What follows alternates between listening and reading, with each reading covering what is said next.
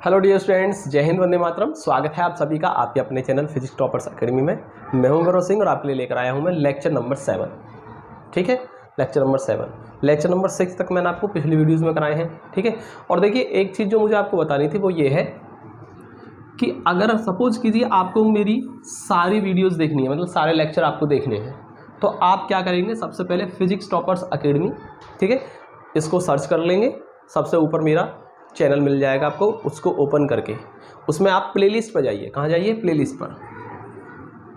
Playlist पे आप जाइए और प्लेलिस्ट में आप जा कर के सबसे ऊपर ही चेक करेंगे, क्योंकि उसमें मेरी बहुत सारी पुरानी वीडियोस भी पड़ी हुई हैं। हालांकि आपको अगर कोई टॉपिक अच्छे से और क्लियर करना हो तो आप मेरी और भी वीडियोस देख सकते हैं, ऐसा कुछ नहीं है उसमें। ठीक है, आप और भी वीडियोस देख सकते हैं, पुरानी वीडियोस भी आप देख सकते हैं, कोई दिक्कत नहीं, किसी से भी समझ लीजिए, समझ में आपको हर वीडियो में आ जाएगा। बट मैं चाह रहा हूँ कि अगर आपको 2024 की अगर चाहिए वीडियो, तो आप क्या करेंगे, जितने भी मैंने देखो अब तक 7 चल रहा है तो 6 मैंने आपको लेक्चर तक कराया है, यानी कि 6 वीडियोज़ मैंने आपको कराई हैं अब तक। तो उन 6 को कैसे आप ढूंढेंगे मेरी चैनल पर? तो प्लेलिस्ट में जाइए और प्लेलिस्ट को ओपन कीजिए। ठीक है, और जैसे ही आप प्लेलिस्ट को ओपन करेंगे आपको 2 सबसे टॉप पर प्लेलिस्ट मिलेंगी। एक तो मिलेगी 12th भौतिक विज्ञान और 2024 ऐसे मिल जाएगी। तो हिंदी मीडियम वालों को, बच्चों को मैंने हिंदी में ही प्लेलिस्ट बनाई है। तो हिंदी मीडियम वाले जितने बच्चे हैं, इस वाली चैनल को हिंदी में जो लिखी हुई है चैनल, उसी को क्लिक करेंगे और उसमें आपको सारे लेक्चर मिल जाएंगे। ठीक है, सिस्टमेटिकली उसमें सारे लेक्चर पड़े हुए हैं। आप लेक्चर 1, 2, 3, 4, 5, 6, 7 सारे लेक्चर्स इस तरीके से देख सकते हैं। और अगर बात करूं मैं इंग्लिश मीडियम वाले बच्चों के लिए, तो इंग्लिश मीडियम वाले बच्चे क्या करेंगे, 12th फिजिक्स 2024। तो इंग्लिश मीडियम वाले बच्चे, प्लेलिस्ट भी मैंने इंग्लिश में ही बनाई है, फिजिक्स लिखा है, ना कि भौतिक विज्ञान। हिंदी मीडियम वाले बच्चों के लिए मैंने हिंदी में बनाई है प्लेलिस्ट, और इंग्लिश मीडियम वाले बच्चों के लिए मैंने इंग्लिश में लिखी है। ठीक है, तो आप क्या करेंगे, जो इंग्लिश मीडियम वाले बच्चे हैं, या कोई हिंदी मीडियम वाला बच्चा भी इंग्लिश में देखना चाहता है, तो वो भी क्या करेगा, इस वाली प्लेलिस्ट को चेक कर ले। भाई 2024 चल रहा है, इसलिए मैंने 2024 ही लिखा है उसमें। ठीक है, तो 2024 वाली प्लेलिस्ट को आप ओपन करके हिंदी मीडियम में देखना चाहे या इंग्लिश में देखना चाहे, आप आराम से देख सकते हैं और आपको सारी वीडियोस सिस्टमेटिकली मिल जाएंगी। ठीक है, अब बिना देर करते हुए भाई हम चलते हैं अपने आज के टॉपिक पर। और देखिए आज का जो ये टॉपिक है हमारा very very very very most important है बोर्ड के लिए। तो मैं लिख देता हूँ यहाँ पर वेरी वेरी मोस्ट इम्पॉर्टेंट। इसको बिल्कुल भी इग्नोर ना करें भाई कोई भी, क्योंकि बोर्ड के लिए बहुत ज़्यादा very very very most important topic है ये। सभी बच्चे इसको कम से कम 2-3 बार लिख करके प्रैक्टिस जरूर कर लें। और बात रही भाई थ्योरी, डेरिवेशन, न्यूमेरिकल, मैं आपको हर चीज़ कराऊंगा A to Z। तो आपको पहली बात तो ट्यूशन की कोई ज़रूरत पड़ेगी ही नहीं पूरी साल। मैं गारंटी लेता हूँ इस चीज़ की, आपको एक एक चीज़ समझ में आएगी। सारी फिजिक्स 100% फिजिक्स मैं आपकी यही चैनल पर कंप्लीट कराऊँगा। ठीक है, आपको ट्यूशन की कोई ज़रूरत नहीं पड़ेगी, क्योंकि क्लास में आप पढ़ के आएंगे और फिर ट्यूशन में जाएंगे तो टाइम ही खर्च होगा बेफालतू का, और पैसा लगेगा वो अलग। ठीक है, आधा दिन आपका स्कूल में चला जाएगा, 2-2:30 तो आपको स्कूल में बच जाया करेंगे। उसके बाद फिर ट्यूशन पढ़ोगे तो शाम को घर पहुंचोगे और उसके बाद खाना खाया, फिर आपको नींद आएगी, क्योंकि पूरे दिन थक जाओगे आप। ठीक है, नींद आएगी, पढ़ाई कब करोगे आप? तो मैं चाह रहा हूँ कि आप ट्यूशन का झंझट छोड़ दें। ठीक है, आप क्या करेंगे, स्कूल से पढ़ कर आए, ध्यान से पढ़ना स्कूल में, और उसके बाद में रात को 8 बजे के समथिंग आपको मेरी लेक्चर मिल जाया करेंगे आपको। तो आपको ट्यूशन की जरूरत नहीं पड़ेगी। आप सिस्टमेटिकली यहाँ पर डेली क्लास अटेंड करते रहें और नोट्स बनाते रहें। ठीक है, या नोट्स अगर आपने क्लास में बना रखे तो यहाँ पर आप मेरे साथ साथ दोबारा समझ लिया करें, हर टॉपिक आपको यहाँ पर क्लियर हो जाएगा। ठीक है, तो मेरा कहना यही है कि ट्यूशन में टाइम वेस्ट ना करते हुए आप लेक्चर अटेंड कीजिए। फ्री ऑफ कॉस्ट आपको कोई चीज़ मिल रही है तो आप उसका लाभ लीजिए ना। ठीक है, चलिए, ये आप ही के लोगों के लिए, भाई मुझे तो कुछ मिलना है नहीं इसमें, या आप मुझे कुछ दे रहे हैं, कुछ नहीं दे रहे ना आप, लेकिन फिर भी मैं आपके लिए डेली वीडियो लाऊंगा और पूरी साल में आपके लिए हमेशा तैयार रहूँगा। आप लोगों की हेल्प करना चाहता हूँ मैं फ्री ऑफ कॉस्ट। मुझे नहीं चाहिए कुछ भी, 1 रुपया किसी से नहीं चाहिए। बस मैं चाहता हूँ कि जो मेरी नॉलेज है वो हर बच्चे तक पहुँचे। बस थोड़ा सा आप सपोर्ट कीजिए। आप लोग थोड़ा सपोर्ट कम कर रहे हैं मुझे। ठीक है, चलिए तो कोशिश करते हैं हम। चलिए, जैसे कि आप देख पा रहे हैं, मैंने लिखा वैद्युत द्विध्रुव के कारण वैद्युत क्षेत्र की तीव्रता। वैद्युत द्विध्रुव के कारण, देखिए कल मैंने आपको वैद्युत द्विध्रुव बनाया था। ठीक है, समझाया था मैंने लेक्चर नंबर 6 में वैद्युत द्विध्रुव। क्या होता है वैद्युत द्विध्रुव? जब समान परिमाण के तथा प्रकृति में विपरीत आवेश एक दूसरे से बहुत अल्प दूरी पर रख दिए जाते हैं तो इस निकाय को ही वैद्युत द्विध्रुव कहते हैं। मैंने आपको ऐसे समझाया था। आज इस वैद्युत द्विध्रुव के कारण वैद्युत क्षेत्र की तीव्रता निकालेंगे हम। क्या निकालेंगे? वैद्युत क्षेत्र की तीव्रता निकालेंगे। और देखिए वैद्युत द्विध्रुव के कारण वैद्युत क्षेत्र की तीव्रता जो निकालते हैं वो 3 स्थितियों में निकालते हैं। कहाँ? 3 स्थितियों में निकालते हैं। सबसे पहला होता है अक्षीय स्थिति पर, दूसरा होता है निरक्षीय स्थिति पर, और तीसरा किसी अन्य स्थिति पर। अन्य स्थिति पर यानी कि किसी भी अन्य बिंदु पर। अक्षय निरक्षय के अलावा भी हम किसी भी बिंदु पर निकाल सकते हैं। लेकिन थर्ड वाला जो वो बोर्ड के लिए ज़्यादा इंपॉर्टेंट नहीं है और ना ही अभी तक वो बोर्ड में कभी आया है। आज तक कभी बोर्ड में नहीं आया थर्ड वाला, इसलिए मैं इंपॉर्टेंट जो है 2 हमारे इन दोनों को ही कराऊंगा मैं। ठीक है, चलिए तो देखिए सबसे पहले हम कराते हैं तो इसको हम निरक्षय को कराएंगे बाद में। सबसे पहले अक्षय वाला करा देते हैं। देखिए अक्षय स्थिति क्या होती है? जैसे वैद्युत द्विध्रुव हो गया हमारा, ये ए भी एक वैद्युत द्विध्रुव है जो -q और +q आवेश से मिलकर बना है और इसका मध्य बिंदु O है। और देखो दोनों A और B यानी दोनों आवेशों -q और +q के बीच की दूरी मैंने क्या बताई थी आपको? 2L। क्या बताई थी? 2L।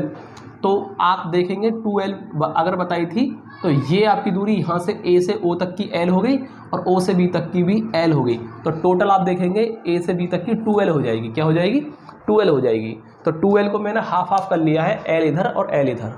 ठीक है, अब अक्षीय स्थिति पर आते हैं हम। अक्षीय स्थिति पहले तो ये देखो अक्षीय रेखा कौन सी होती है? अक्षीय रेखा दोनों आवेशों को मिलाने वाली रेखा को सीधा आगे तक बढ़ा दीजिए। आप सीधी रेखा खींचते चले जाओ आगे तक। ये पूरी रेखा जो है आपकी अक्षीय रेखा है और इस अक्षीय रेखा पर ही हमें कोई एक बिंदु लेना है। ये रहा सपोज करो P बिंदु। तो अक्षीय रेखा पर स्थित बिंदु हो गया ये, और इसी बिंदु पर हमसे कहा है तीव्रता ज्ञात करो।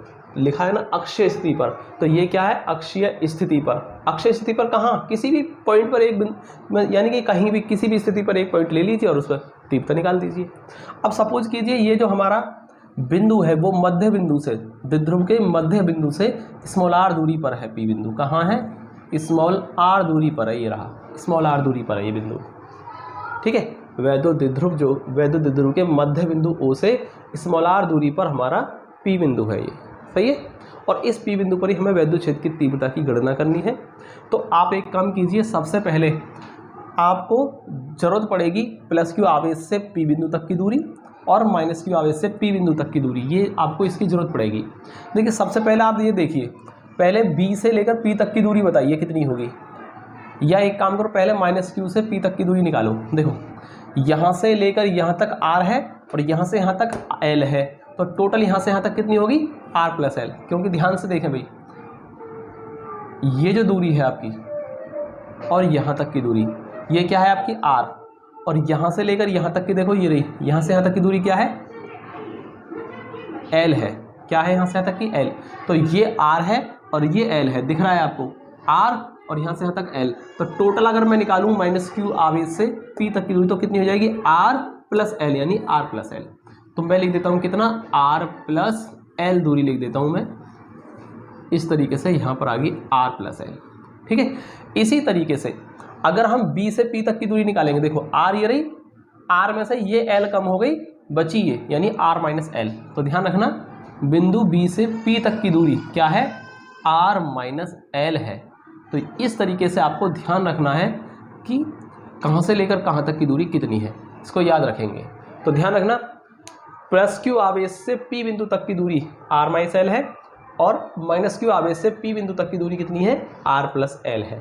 इतना अगर आपको समझ में आया है, ठीक है, तो अब हम चलते हैं आगे की तरफ, अपने डेरिवेशन की तरफ। इसमें थोड़ा सा काम और बाकी है। क्या है कि भाई एक काम कीजिए, प्लस जिस बिंदु पर मैंने आपको बताया था वैद्युत क्षेत्र की तीव्रता निकालनी है, तो जिस बिंदु पर तीव्रता निकालते हैं उस बिंदु पर हम 1 कूलाम आवेश मान लेते हैं, धनावेश।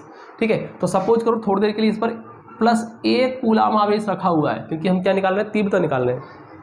तो हमें क्या चाहिए? दिशा चाहिए, तीव्रता की दिशा। प्लस में क्या होगा? प्रतिकर्षण।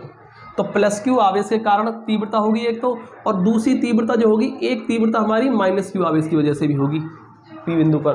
तो P बिंदु पर दोनों आवेशों की वजह से तीव्रताएं जो होंगी 2 होंगी। अब उनकी दिशाएं कैसे होंगी? देखो प्लस में होगा प्रतिकर्षण, तो इस प्लस को क्या करेगा? इधर की ओर बल लगाएगा, तो इसलिए इधर तीव्रता आ गई एक तो। ठीक है, और माइनस इस प्लस को क्या करेगा? आकर्षित करेगा, अपनी ओर खींचेगा। माइनस प्लस पर आकर्षण का बल लगाएगा, यानी तीव्रता जो होगी इधर को हो जाएगी।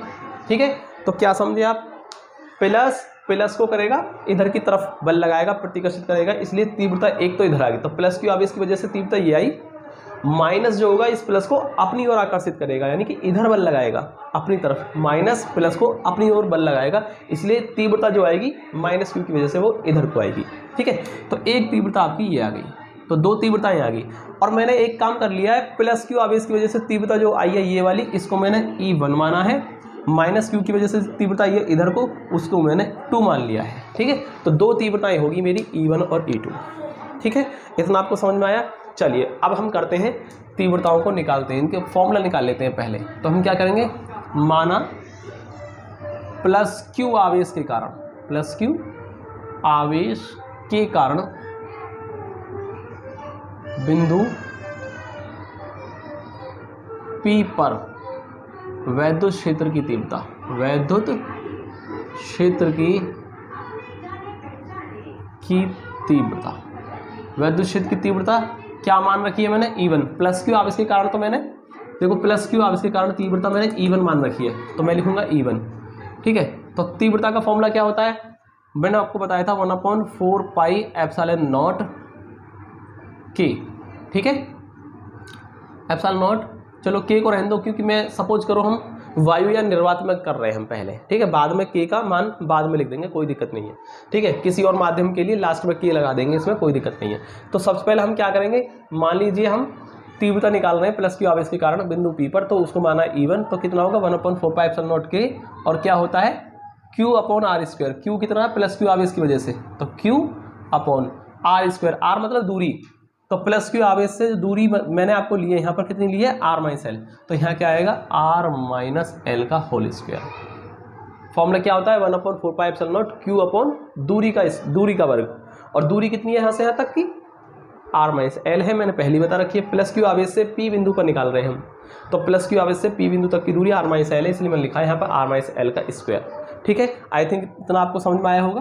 ठीक, तो ये हो गया हमारा प्लस क्यू आवेश के कारण तीव्रता। इसको मान लीजिए मैं फर्स्ट इक्वेशन मान लेता हूँ।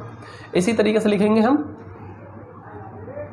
इसी प्रकार क्या लिखेंगे आप, माइनस क्यू आवेश के कारण, आवेश के कारण बिंदु P पर वैद्युत क्षेत्र की तीव्रता क्या मान रखी है मैंने, E2। और देखिए मैंने यहाँ पर माइनस प्लस क्यू आवेश नहीं ले रहा हूँ, क्यों नहीं ले रहा हूँ, क्योंकि एक तरीके से क्या है, वैद्युत क्षेत्र की तीव्रता का परिमाण है ये, क्या है, मैं परिमाण की बात कर रहा हूँ, केवल किसकी बात कर रहा हूँ, परिमाण की बात कर रहा हूँ, इसलिए माइनस प्लस को मैं नहीं ले रहा हूँ यहाँ पर। 1/4 pi epsilon not Q upon कितनी दूरी है, देखो माइनस Q से P तक की दूरी मैंने क्या बताई थी, r+l, तो इस बार लिखूंगा मैं r+l का होल स्क्वायर। बस ये दो चीज़ें आप समझ गए तो फिर तो आपको कोई समस्या है ही नहीं। अगर आपने E1 और E2 निकाल लिया तो अब आपको पूरे डायरेक्शन में कोई ज़्यादा समस्या नहीं आएगी। अब यहाँ से समझने का काम यहाँ से खत्म हुआ, अब तो बस कैलकुलेशन बाकी है। ठीक है, अब देखिए दो तीव्रताएँ आ गई मेरी, E1 और E2। अब इन दोनों का परिणामी निकाल लीजिए आप, जो भी परिणामी तीव्रता आएगी वही द्विध्रुव के कारण तीव्रता जाएगी P बिंदु पर। तो हमें दोनों का क्या निकालना है, E1 E2 का परिणामी निकालना है। तो हम लिखेंगे बिंदु P पर परिणामी वैद्युत क्षेत्र की तीव्रता, वैद्युत क्षेत्र की तीव्रता, उसको मैंने मान लिया है E। और कैसे निकालेंगे, E1 माइनस E2। अब देखिए मैंने E1 में से E2 को क्यों घटाया है, देखिए दूरी क्या है, दूरी ये कम है, जब ये देखो प्लस क्यू आवेश के कारण जो दूरी है वो क्या है, कम है, इतनी सी दूरी है, और दूरी कम होती है, दूरी कम होगी तो तीव्रता ज़्यादा होगी। और देखिए माइनस क्यू से जो दूरी है वो कैसी है, बहुत ज़्यादा, देखो ये ज़्यादा, जब दूरी ज़्यादा है तो तीव्रता क्या आएगी, कम, क्योंकि जितनी दूरी कम होती है तीव्रता उतनी ज़्यादा हो जाती है, क्योंकि विपरीत है, देखो क्या है, दूरी के वर्ग के व्युत्क्रमानुपाती होती है तीव्रता भी, दूरी के वर्ग के व्युत्क्रमानुपाती है। तो ध्यान रखना तीव्रता का मान उसका ज़्यादा होगा जिसकी दूरी कम होगी। तो E1 के लिए दूरी कम है या E2 के लिए? तो आप देख रहे हैं E1 के लिए, यानी E1 किसके कारण है? प्लस क्यू के कारण। तो प्लस क्यू के कारण जो दूरी है वो r माइनस एल, जो कि कम है। देखो ये ज़्यादा है, ये कम है, तो इस दूरी के लिए तीव्रता का मान ज़्यादा होगा, और इस दूरी के लिए तीव्रता का मान कितना है? E1। तो इसलिए क्या होगा हमारा? E1 का मान ज़्यादा, E2 का मान कम। तो इस तरीके से सबसे पहले तो ये देखो कौन सा ज़्यादा है कौन सा कम, और परिणामी तीव्रता जब हम निकालते हैं, ठीक है। और देखो तीव्रता क्या है? सदिश राशि है। सदिश राशियों में हमेशा परिणामी निकालने के लिए ज़्यादा में से कम को घटाया ही जाता है, इसलिए मैंने यहाँ पर E1 में से E2 घटा दिया, क्योंकि ये ज़्यादा है ये कम है। आप कुछ मत सोचिए, आप सोचो कि आप बस ये ध्यान रखो E1 का मान E2 से ज़्यादा होता है, और परिणामी तीव्रता निकालने के लिए क्या करेंगे आप? E1 में से E2 घटा देंगे। क्यों घटाएंगे? क्योंकि E1 इधर को है, E1 इधर को है, E2 इधर को, विपरीत दिशा में है ना। विपरीत दिशा के लिए क्या करेंगे? घटाना है। और अगर एक ही दिशा में होते तो जोड़ देते आप। तो तरीका क्या है? एक दिशा में हो तीव्रताएं दोनों, E1 भी इधर है E2 भी इधर है, तो दोनों को हमेशा जोड़िए, एक दिशा के लिए जोड़िए और अलग अलग दिशा के लिए हमेशा घटाइए। तो E1 इधर E2 इधर, विपरीत दिशा में आ रही है तो हमेशा घटा के निकलेगी परिणामी तीव्रता। तो घटाएंगे कब? ज़्यादा में से कम को। तो ज़्यादा हमारी E1 होती है और E2 हमारी कम है, रीज़न भी मैंने आपको बता दिया। इसलिए E1 में से E2 घटाकर परिणामी तीव्रता निकाल लीजिए। आई थिंक आपको इतना समझ में आया, ठीक है। अब देखिए E1 का मान लिखेंगे हम, E1 का मान लिखेंगे। देखिए इस वैल्यू को है ना थोड़ी देर के लिए हम छोटा करने के लिए, डेरिवेशन को छोटा करने के लिए k मान लेते हैं। क्या मान लेते हैं? k। इस पूरे को k लिख दीजिए। तो E बराबर इस पूरी वैल्यू को क्या कर देंगे हम? k लिखेंगे, k q बटे r माइनस एल का होल स्क्वायर, ठीक, ओके। और माइनस k, देखो इस वैल्यू को मैंने क्या मान लिया? k, और q upon r plus L का होल स्क्वायर। आप यहाँ लिख देंगे जहाँ माना k बराबर 1/4 पाई एप्सिलॉन नॉट, ठीक है। तो मैंने लिख दिया है 1/4 पाई एप्सिलॉन नॉट को मैंने k मान लिया। ये इसलिए माना है ताकि हमारा डेरिवेशन छोटा हो जाए, क्योंकि बार बार इस वैल्यू को लिखोगे आप, ना भी k को लिखना चाहेंगे ना, इसी वैल्यू को लिखेंगे तब भी कोई दिक्कत नहीं आएगी आपको। लेकिन अगर आप इसको उठा करके k लिख देंगे तो इससे आपका डेरिवेशन थोड़ा शॉर्ट हो जाएगा, छोटा हो जाएगा, थोड़ा सा समझ में आसानी से आएगा। तो E बराबर देखिए इसमें से k और q दोनों में आ रहा है, k और q को कॉमन मान लीजिए आप, ठीक है, इसको कॉमन ले लीजिए आप। तो यहाँ बचेगा 1/r माइनस एल का होल स्क्वायर माइनस q बाहर आ गया और r प्लस एल का होल स्क्वायर। इस तरीके से आपका बच गया, ठीक है। यहाँ तक मेरे हिसाब से आपको कोई समस्या नहीं आएगी, सबको समझ में आ रहा होगा, ठीक है। अब देखिए आप एक काम कीजिए, या तो इसका स्क्रीनशॉट ले लीजिए, ठीक है, या तो इसका स्क्रीनशॉट ले लीजिए, या आप इसको वीडियो को रोक करके आप इसको नोट कर लीजिए, ठीक है। मैं इसको रफ कर रहा हूँ क्योंकि डेरिवेशन आएगा नहीं, इस पर मिटाना पड़ेगा मुझे ये, ठीक है। आई थिंक आपने या तो वीडियो को रोक करके नोट कर लिया होगा या फिर आपने स्क्रीनशॉट ले लिया होगा इसका, ठीक है। तो मैं इसको रफ कर देता हूँ।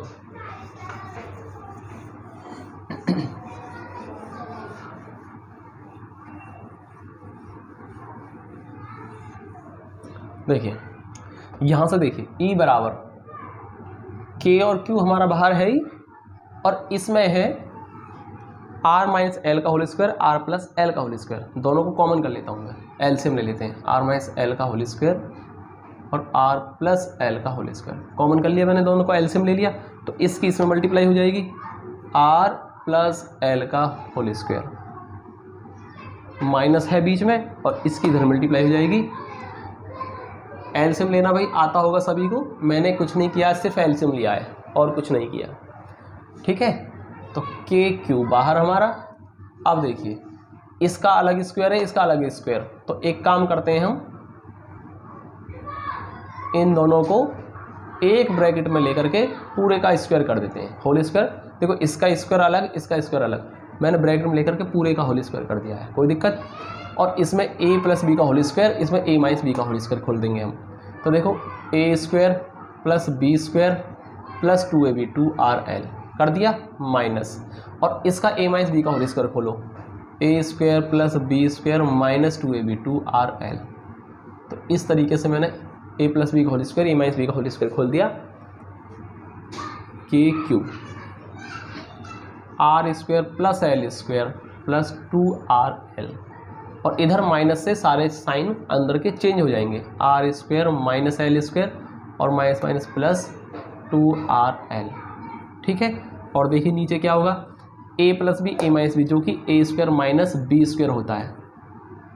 कर दिया भाई, एक बार जुड़ रहा है एक बार घट रहा है तो दोनों का स्क्वायर करके बीच में माइनस लगा दो, R square minus L square whole square, ठीक है। तो यहाँ पर मैंने केवल इसको क्या किया, फॉर्मूले से सॉल्व किया, फॉर्मूला लगाया मैंने इसमें, ठीक है। अब मैं इसको रफ कर देता हूँ।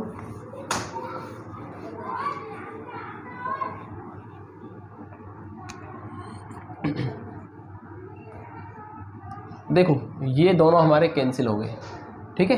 आर स्क्वायर से आर स्क्वायर, एल स्क्वायर से एल स्क्वायर, 2 और 2 4RL, 4RL हो जाएंगे हमारे, और R square minus L square का होल स्क्वायर हो जाएगा ये वाला। इतना समझ में आया आपको सबको, ठीक है। चलिए, अगर समझ में नहीं आ रहा तो आप दोबारा से वीडियो को पीछे से करके दोबारा देख लीजिए, समझ में आ जाएगा। KQ, इस 4RL को मैं 2 × 2RL कर देता हूँ। ऐसा क्यों किया, 4 को मैंने 2 × 2 कर दिया, ऐसा क्यों किया है, क्योंकि इसके पीछे एक कारण है जो मैं आपको बताने वाला हूँ अभी। R square minus L square का होल स्क्वायर। यहाँ तक किसी कोई समस्या, ठीक है। आगे देखिए, इसमें एक काम करते हैं, के को तो रहने देते हैं बाहर, ठीक है। और आपको पता होगा मैंने वैद्युत द्विध्रुव का आघूर्ण बताया था, वैद्युत द्विध्रुव आघूर्ण P, जो कि क्या था, एक आवेश और दोनों के बीच की कुल दूरी Q × 2L या 2QL, ये होता है हमारा P। तो Q × 2L, देखो हम क्या करेंगे, इस K को अंदर ले जाएंगे, इस K को अंदर ले जाएंगे, 2 ये रहा, और 2QL, 2QL, इस Q को मैं अंदर ले गया, 2L ये रहा हमारा, और इस Q को मैंने अंदर ले लिया, और एक बचा हमारा R, ये भी हमारा यहाँ आ गया। सही है, कोई दिक्कत किसी को? या अगर आपको समझ में ना आ रहा होता बस आप एक काम करो, 2 × 2 तो ये आपका है ही, 2 × 2, ठीक है। और RL, इस Q को भी अंदर ले जाओ, Q को भी अंदर कर लिया हमने, R square minus L square का होल स्क्वायर। यहाँ तक कोई किसी को दिक्कत, ठीक है। अब देखो इसको मैंने क्यों किया है, इसको मैंने अंदर क्यों किया है, क्योंकि कारण है। देखो 2QL हमारा P हो जाएगा, तो मैं 2QL निकाल लेता हूँ अलग, क्या कर दूंगा, 2QL को अलग कर देता हूँ। देखो 2 × 2QL, इन तीनों को एक जगह कर दिया है, 2QL, ठीक है। 2QL तीनों आगे, बचा हमारा R, और ये हमारा R square minus L square का होल स्क्वायर। यहाँ तक किसी को कोई समस्या, ठीक है। अब मैं इसको ऊपर से फिर से रफ कर देता हूँ। देखिए के तो हमारा है ही बाहर, ये जो 2QL है, इस 2QL को P लिख सकता हूँ या नहीं, P क्या लिख दिया मैंने, 2QL को P लिख दिया, क्योंकि 2QL हमारा P होता है, वैद्युत द्विध्रुव का आघूर्ण होता है P। और क्या बचा हुआ, P लिख गया इसको, और 2R बच गया, क्या बच गया, 2R, और ये R square minus L square का होल स्क्वायर। सही है या नहीं, कोई दिक्कत किसी को? और यहाँ आपको लिखना पड़ेगा, क्योंकि P बराबर 2QL होता है, और ये क्या होता है, वैद्युत द्विध्रुव आघूर्ण होता है, वैद्युत द्विध्रुव, ये रीजन लिखना पड़ेगा क्यों, ठीक है। आघूर्ण, ये वैद्युत द्विध्रुव आघूर्ण होता है, इसलिए मैंने इसको P लिख दिया है, ठीक है। 2QL को हटाकर मैंने P लिखा है। अब देखो हम जानते हैं कि L जो होता है बहुत छोटा होता है R से। देखो मैंने बताया था ना, दोनों के बीच की दूरी क्या होती है, अति अल्प दूरी होती है, यानी 2L दूरी बहुत बहुत बहुत छोटी होती है। जब 2L दूरी बहुत छोटी है, ठीक है, L बहुत छोटा है R से, अतः हम क्या करेंगे, L स्क्वायर को नगण्य मानकर छोड़ देंगे, छोड़ने पर, ठीक है। छोड़ क्यों दिया भाई, L R के सापेक्ष बहुत बहुत बहुत बहुत छोटा होता है। जब L बहुत छोटा होता है तो क्यों ना L वाले टर्म को छोड़ दें हम, तो हमारा क्या बनेगा, E बराबर K, क्या बनेगा P इंटू 2R, और इसको हम क्या कर सकते हैं, L को हमने छोड़ दिया, केवल R, इसको छोड़ने का मतलब इसको 0 मान लो, तो ये खत्म टर्म इसको छोड़ ही दो, तो R स्क्वायर की होल पावर 2 रह जाएगा, R स्क्वायर की होल पावर 2, बस इतना रहेगा। क्योंकि L वाला टर्म तो हमने क्या मान दिया, नगण्य मान के छोड़ दिया, यानी L को हम छोड़ ही देंगे, L वाले टर्म को पूरा छोड़ देंगे, तो R स्क्वायर ही रह गया ना बस इस अंदर, तो इसके तो ब्रैकेट के अंदर L वाला टर्म हमने अगर छोड़ दिया तो केवल R स्क्वायर बचा, और होल स्क्वायर इसका है ही ऑलरेडी। ठीक है, तो इस तरीके से मैंने इसको छोड़ दिया यहाँ पर। ठीक है, आगे देखिए,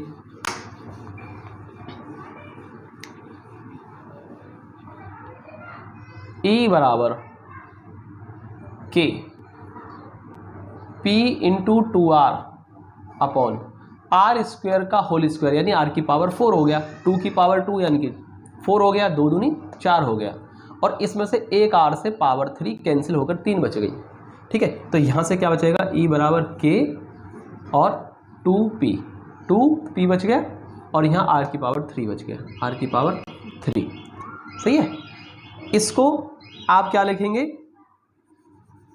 K का मान रख देंगे हम 1/4 पाई एप्सिलॉन नॉट, पुनः रखने पर, तो इस K को फिर से आप 1/4 पाई एप्सिलॉन नॉट, क्योंकि हमने शुरू में इस वैल्यू को K माना था। ठीक है, इसको K में मत छोड़ना, इस फॉर्मूले को K की फॉर्म में मत छोड़ना, K की वैल्यू जरूर रखनी है आपको ये दोबारा से। तो जैसे ही आप K को ये लिखेंगे तो फिर क्या हो जाएगा, E बराबर, मैं यहाँ कर देता हूँ, E बराबर, इस K को लिखेंगे 1/4 pi epsilon not, 4 pi epsilon not. ठीक है, और क्या बचेगा आपका 2P अपॉन R की पावर 3। तो ये हो गया आपका डेरिवेशन कंप्लीट, आपने K की जगह पर फिर से यही रख दिया वैल्यू। ठीक है, ठीक है, ओके। किसी माध्यम में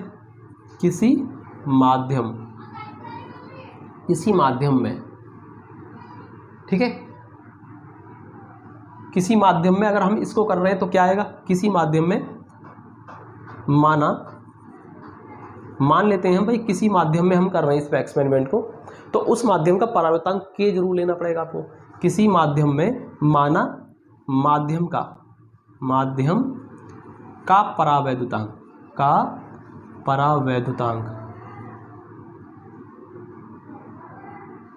K, स्मॉल k, वो क्या होता है हमारा स्मॉल k। ठीक है, या कैपिटल K मान लो, जो भी आप मानना चाहें, कैपिटल मान लो, K है तो ठीक है, तो यहाँ क्या आ जाता है, E बराबर 1/4 पाई एप्सिलॉन नॉट K। तो ये वाला परावर्तनांक K, ध्यान रखना, ये K जो था ये तो कांस्टेंट होता है, इसकी वैल्यू पूरी ये होती है। और अगर हम यही एक्सपेरिमेंट किसी माध्यम में कर रहे हैं तो माध्यम का परावर्तनांक जो K होता है वो अलग होता है। इस वाले को वैसे मैंने स्मॉल k बोला था, इसको मैंने जब कूलाम्स लॉ लिया था स्मॉल k लिया था, और अंदर जो K आता है इसको मैंने कैपिटल K लिया था। तो आप चाहो तो स्मॉल k भी ले सकते हो, इसको क्या ले सकते हो, स्मॉल k भी ले सकते हो, तो आपकी मर्जी है, जो भी आप करना चाहें कर सकते हैं, कोई ऐसी दिक्कत नहीं है। ठीक है, तो मैंने यहाँ पर K लिख दिया है, और क्या है 2P अपॉन R की पावर 3। इस तरीके से हमारा किसी माध्यम में ये हो जाएगा। वायु निर्वात के लिए ये है, ये क्यों है, क्योंकि यहाँ K नहीं आ रहा है, तो इसलिए वायु निर्वात के लिए क्यों, क्योंकि K वायु निर्वात के लिए K का मान 1 होता है ना, इसलिए इसमें K नहीं आ रहा है। जब K नहीं आ रहा है इसका मतलब वायु निर्वात के लिए ये। इसमें अगर मान लो किसी अन्य माध्यम में करें तो यहाँ K जरूर आएगा, माध्यम का परावर्तनांक, इसलिए यहाँ पर मैंने